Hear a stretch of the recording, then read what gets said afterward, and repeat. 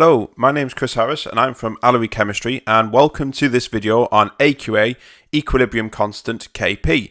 Now this video is dedicated to AQA, so if you're studying AQA chemistry, then this video has all the information you require for this particular topic and nothing more. You might find that quite a lot of resources online actually have information that's quite generic, which is fine, but you often find that some people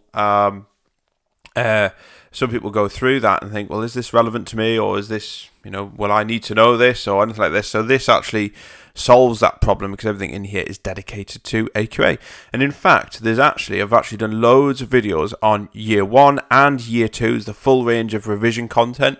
I've also done some whiteboard tutorials as well, looking at specific topics of chemistry, and also I've done some exam past paper workthroughs or walkthroughs, whatever you want to call it. So there's a full range of things in there, and it is all for free. There's no charge for it at all. All I ask is that you hit the subscribe button, and just to show your support, and that will be fantastic. And as long as people keep subscribing and watching, then I'll keep making the content.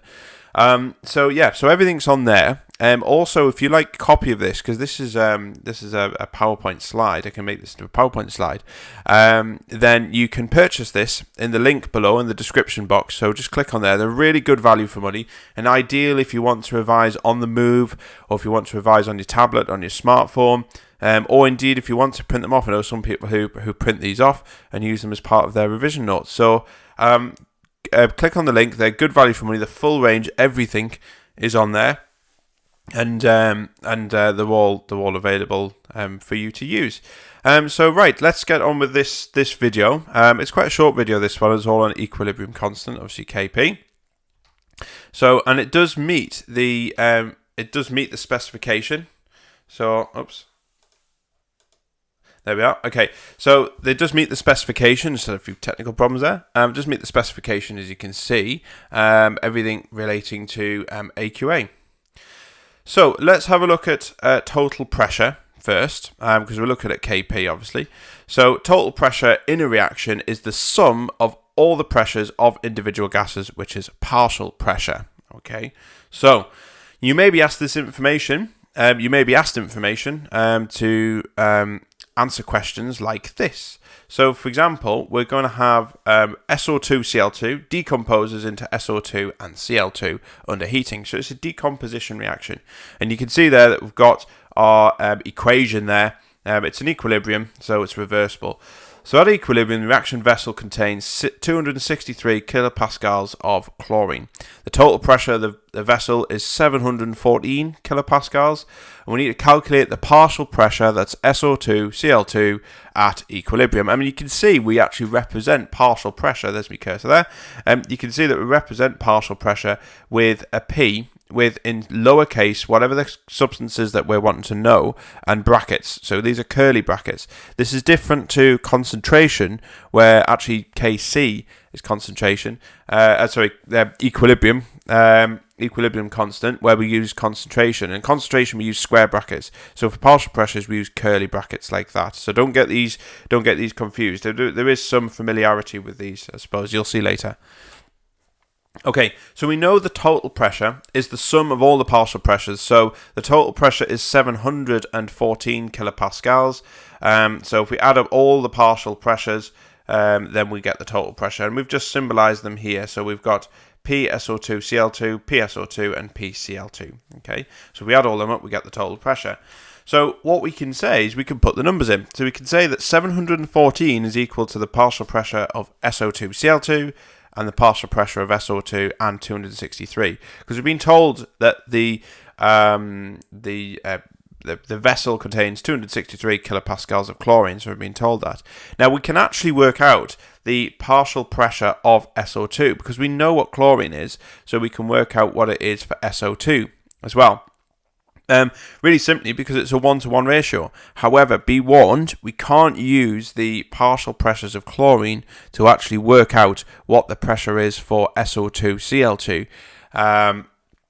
because this is a reactant, and this may obviously this reacts in a different way. It decreases obviously in value, but the pressure may be slightly different because the equilibrium may not be balanced. So we don't know the balance of this equilibrium, but we can say that the number of SO2 is going to be equal to Cl2 because it's sourced from one molecule. So we must have, for every molecule of SO2, we must have the same number of Cl2. So that's the only word of caution. So that's what we're going to do here.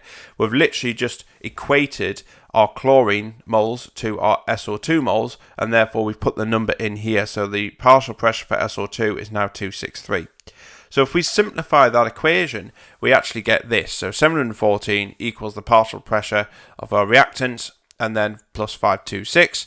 And then we rearrange that to get the partial pressure of our reactant, and then we get the final value, which is 188 kilopascals. Okay, so just remember how to work these out in terms of working out the molar ratios. Remember, you can only do that with one side. For example, the molar ratio of products equal each other, and the molar ratio of reactants equal each other, but we cannot equate them either side of this equilibrium sign. Okay, so just remember that. Okay, so mole fractions. So partial pressure of a gas is calculated using mole fractions. So a mole fraction is just the proportion or fraction of a gas in a gas mixture, and we use molarity, molarity, so stoichiometry, should I say, in an equation. So you can see here. Let's have a look at a generic example, just to introduce this. Really, we're not going into a lot of detail with this one, but 2 lots of D produce E and F. Now we can see here the total number of moles of gas, and we'll see a proper example later on. But the total number of moles of gas is 4. Okay, 2 of them are D, as you can see here. So the mole fraction for D is a half for the whole lot. Okay, so you've got 4 moles in total. 2 of them are D, so D, the mole fraction for D for the whole equation, is a half. Okay, so that's basically what we mean by that. Now, what you need to be able to do is you need to be able to use some equations that deal with mole fraction calculations, and there's 2 equations that you need to know in particular. So the first one is the mole fraction of a gas. So the mole fraction of a gas is the number of moles of gas divided by the total number of moles of gas in the mixture. Okay, so that's the first one, and we'll see actually worked examples of these equations as well later on. And then the partial pressure is the mole fraction of a gas times by the total pressure in the mixture. Okay, so fairly straightforward, but the key thing with any equation in chemistry is just to practice. Keep practicing and keep practicing, and if you practice, then you should be getting the right answer. It is a pain because it takes up a lot of time. Chemistry does, but it is very rewarding, as you can see, because you get to blow things up. So anyway, right. So let's just have a look at an example question using them equations that we've just seen there. So here we've got 3 moles of SO2 Cl2 is heated. The equilibrium mixture contains 1.75 moles of chlorine, that's your Cl2, and it has a total pressure of 714 kilopascals. So what is the partial pressure of SO2 Cl2? And we've got our equilibrium equation there. So we've just dragged the same equation, the same formula, reaction equation from the previous slide. We've just got a little bit more information here. And it's obviously for the purposes of practicing this equation as well. Okay, so let's have a look. So first of all, we draw our ice table and we write in the initial moles of each gas. So you might have seen this from your, if you've looked at the KC expressions. KC expressions where we use changes in moles, we use what we call an ice table. It's a very cool table. That's enough of my terrible jokes. So we've got ice. Ice stands for initial, change, and equilibrium. You might have a different method of doing this, but if you've seen any of my videos, I like to keep it methodical and I like to keep it clear and concise. So you can see here that we've got our table here. It's a nice, neat little table, and I've put ice down the bottom, initial, change, and equilibrium, and it allows you to see exactly what we're working out and what we need to work out as well. So it's like a reminder almost, and also you'll see later on that actually the bottom row for equilibrium moles will come in handy as well when we're working out something else. So I use this method. You can use another one, but I'm going to show you this way anyway and see what you think of it. So initial moles of SO2 Cl2 is 3. The reason why it's 3 is because this is right at the start of the reaction. We have a lot of reactant. Okay, we haven't reacted it yet, and so our products are going to be 0 moles. So SO2, as you can see here, SO2 and Cl2, these are going to be 0 moles. The reason why they're 0 is because we haven't formed them yet. Okay, so if we haven't actually conducted the reaction, then nothing's going to be actually made. Okay, so then what we need to do is we know that we have 1.75 moles of Cl2 because they told us that in the question at equilibrium. So the change is 1.75, as you can see. So we're going from 0 moles plus 1.75, and obviously we've got a 1.75 moles at equilibrium because it told us here, remember. So because this is because we had 0 at the start and we're forming these as products, then it's going to be an increase of 1.75. So then what we can do is we can actually use the equation to see how they react, and they're all a 1:1:1 ratio. Okay, so that makes it dead easy because it means the changes are going to be proportionate. So the change in SO2 is going to increase by 1.75 because it's the same molar ratio as Cl2, and SO2-Cl2 is actually going to be a decrease in 1.75. So remember, reactants always decrease in moles. This is why the change in moles bit is actually quite useful. It's sharpening your mind to think, right, what's going on? Is it increasing or decreasing? Because if you get these figures wrong here, you're going to get a very different figure for equilibrium, and that's going to have a knock-on effect for everything else. So increasing for sulfur dioxide and a decrease here because it's a reactant that's been used up. Okay. So we can now calculate the equilibrium moles, so we just put them in there, very simple maths, and we have everything that we need to carry on with our calculation. Okay, so the mole fraction of SO2-Cl2 is remember from the equation from last time, is the number of moles of the reactant we're looking at here, which is 1.25, divided by the sum of all the equilibrium moles. And this is what I said, actually. This is why it's handy, because actually what we can do is just add up all these numbers in the bottom row. That gives us the total number of equilibrium moles that we need to work out. So the mole fraction here is 0.263 of SO2-Cl2. Okay, so we need to keep going because we need to work out our partial pressure. And our partial pressure is the mole fraction multiplied by the total pressure. Remember that from the previous slide? So our mole fraction is going to be 0.263. Multiply that by 7.14, that's our total pressure in the reaction vessel, and then we should get our final answer of 188 kilopascals. Okay, so you can see there's quite a bit of information there actually. We need to know about the, obviously the method I'm using is the ICE table, but we need to be able to work out equilibrium moles either way, and then obviously apply that into our mole fraction calculation and then partial pressure calculation. Okay, so not too bad. Okay, so we're going to look at something called the Kp equilibrium constant. Now, you might have seen this as quite familiar to Kc, but don't get the two mixed up. I'm going to show you the slight differences here compared to that. So partial pressures are used to calculate the gas equilibrium constant, which is Kp. Okay, so this may look familiar, like I say with Kc. Don't get it confused though. Kp is looking at the equilibrium reactions involving gases. And obviously we're using partial pressure instead of concentration. So we've seen partial pressures before. Obviously we've seen it just before in the previous slide. So we're just going to use that information there to work out Kp. So let's have a look at an example, a generic example here. So we still have our equilibrium equation. That's no different to what you would see with any other one. And then our Kp expression is going to be this. So effectively what we do is just like with Kc, if you've seen the Kc expression already. If you haven't, then we put it's products divided by reactants. So it's products on the top divided by reactants. And it's the partial pressure of G. And so it's the little g here is effectively the number of moles for G. So this is the number of moles. So whatever the moles is in front of these is going to be the power that we put on the top here. Okay, and we do exactly the same for all the other reactants there. So that's our Kp expression. So let's do a worked example. So we're going to find the value of Kp for the following reaction and give the units.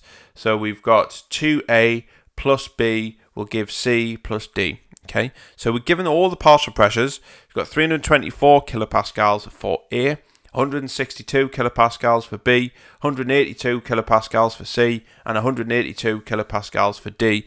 All of these at equilibrium. Okay, so that's fine. All the figures, remember, with equilibrium constants like this, the figures we put in there must be the figures at equilibrium. Okay, we can't use it for anything else. So first of all, we write out our Kp expression. It is always a good idea with any type of question like this, whether it's Kp or Kc, is we write the expression out first. Okay, so there it is. And so then we put the numbers in, straightforward. Remember, we're squaring one of them because we've got two lots of A, so we have to do 324 squared, so don't forget that bit. But other than that, it's fairly straightforward. And then we get a Kp value of 1.95 times by 10 to the minus 3. Now, we need to work out units, okay? And again, if you've seen the KC video, then you'll know how to work these out. It's exactly the same. If you haven't, I'm going to work through them here. So all we do is we write out the units top and bottom, we cancel them, okay? So, for example, we work out we have 2 moles on the top here, so we write out kilopascals twice, and we have 3 lots on the bottom here, so we write the units out 3 times. Basically, we cancel them out. Anything that's left underneath that line, we invert it, and we just put -1 next to it. So let's have a look. So there we are, we cancel them out, we shift that bottom one up to the top, and we get units of kilopascals, or per kilopascal, so it's kilopascals to the -1. Okay, this is the same with any form of units. So when you're working out units, just put them on the top and the bottom, and then just work out your overall units if they're not fixed. So yeah, fairly straightforward. Okay, so what affects the value of Kp? Okay, so this is very similar. Again, I know I keep referring it to Kc, but it is remarkably similar. We're just talking about pressures. But it's remarkably similar to Kc. And we need to know the effect of temperature, pressure, and catalysts on the value of Kp. So let's start with temperature first. Now, Kp is only valid at one temperature. Okay, so if we change the temperature, equilibrium pressures will change, and so will Kp. Now, that kind of makes sense because if we increase the temperature in, say, a box of gas, then particles gain more kinetic energy. They hit off the side of the container with more energy and more frequently, and so therefore that increases the pressure. So that's kind of obvious, isn't it, really? But we need to try and apply this into the Kp concept. So the general rule, and we'll see how we work these out in a moment, but if the temperature change causes an equilibrium to shift right, then Kp will increase. And if temperature change causes equilibrium to shift left, Kp will decrease. So we've got the temperature here, and we've got a reaction that we are conducting, and we're going to apply it to this reaction. So you can see that we've got a exothermic reaction going forward in the forward direction. So we've got SO2 plus O2 will form 2SO3, and you can see the enthalpy change is negative, so that means it's an exothermic reaction going forward. So that must mean it's endothermic going backwards. Now, this is going to look at Le Chatelier's principle. Now, you would have seen Le Chatelier's principle in year 1 chemistry. So if you're not familiar with that, then I suggest you go and have a look in the year 1 playlist, and you can see about equilibria and Le Chatelier's principle. But this is the basic principle that if we increase the temperature of this reaction, then the reaction is going to shift in the endothermic direction, and in this case it's going to shift to the left, and we're going to get more reactants that are produced. Okay, so the effect of this is that Kp will decrease. Now, Le Chatelier's principle said that whatever you do to a reaction, it will try and do the opposite, essentially. So this, if we increase the temperature, it's going to shift to try and cool the reaction down and in the endothermic direction. Now, if we decrease the temperature, it's going to do the opposite. The reaction is going to shift in the exothermic direction to warm itself back up again. So this means if we decrease the temperature, we're actually going to get more. Equilibrium is going to shift to the right, and we're going to get more SO3 that's produced on there, and therefore Kp will increase. So for those who are familiar with maths, you'll be able to work that out using the Kp expression, okay? But for those some people may not be as strong with maths and always like to try and kind of keep the maths as simple as we can, as where we possibly can, so it means that everybody can access it. So just to show you where this has actually worked out, why does Kp why does Kp increase if the temperature changes causes equilibrium to shift right? How all them clauses in the red box, how do we prove that? Well, if we imagine the expression as a fraction, okay, so you can imagine it here. Now, if we imagine this is a half, so it's 1 over 2. If we increase the top line, okay, and make it 2 over 2, then that number here, the decimal, is going to be 1, isn't it? So 2 over 2 is 1. Whereas 1 over 2 would have been a half. So by increasing the top row, we're actually going to increase the value of Kp. Okay. Likewise, if you imagine it as a normal fraction, if we increase the number on the bottom of a fraction, then the decimal is going to get smaller, isn't it? So this is like, this is our reactance on the bottom here. So if we increase the amount of reactance, in other words, it shifts to the left, then the value here is going to decrease because we're dividing it by a bigger number. Okay, so all you need to remember is obviously it's going to be products over reactance, but the fraction, just see this as a fraction, and just test it in terms of, right, if we increase this value, what effect would that have on Kp? Okay, so that's how we work it out, and that's how we deduce the rules that we see in that red box. Okay, the other way is pressure. Now, the value of Kp is unaffected by any changes in pressure, so that's pretty straightforward, because the pressure obviously will impact all substances in the vessel. And the final one is catalysts. Now, adding a catalyst will actually have no effect on the value of Kp. So remember, catalyst is really to do with the rate of reaction. It speeds up the rate. It has no impact on the actual amount of product that's produced. So a catalyst just speeds up the forward and reverse reaction equally. And basically, it speeds up the rate at which equilibrium is established. It does not have any impact on the value of Kp nor on equilibrium. Okay, so remember, catalysts is really only to do with kinetics. It's how fast something goes rather than how much we actually produce. Okay, so as long as you remember them, they're easy questions for them to ask. You just need to be on your toes for these ones. Okay, on the ball. Okay, and that's it. So that's everything to do with equilibrium constant Kp, nice and short, which is pretty good. As you can see, if you've already done Kc, there's not really a great deal more that you need to know for Kp other than partial pressure equations, obviously just before. But other than that, it's pretty much the same. So it's just business as usual regarding that. Like I say, there's a full range of videos for AQA, revision videos, which are these videos on Allery Chemistry YouTube channel. There's also whiteboard tutorials, and there is exam paper walkthroughs as well to improve your exam technique. They're all for free. All I ask is you hit the subscribe button, and that'll be fantastic. Of course, if you do want a copy of these, click on the link in the description box, and you can purchase them there. Okay, but that's it. Bye-bye.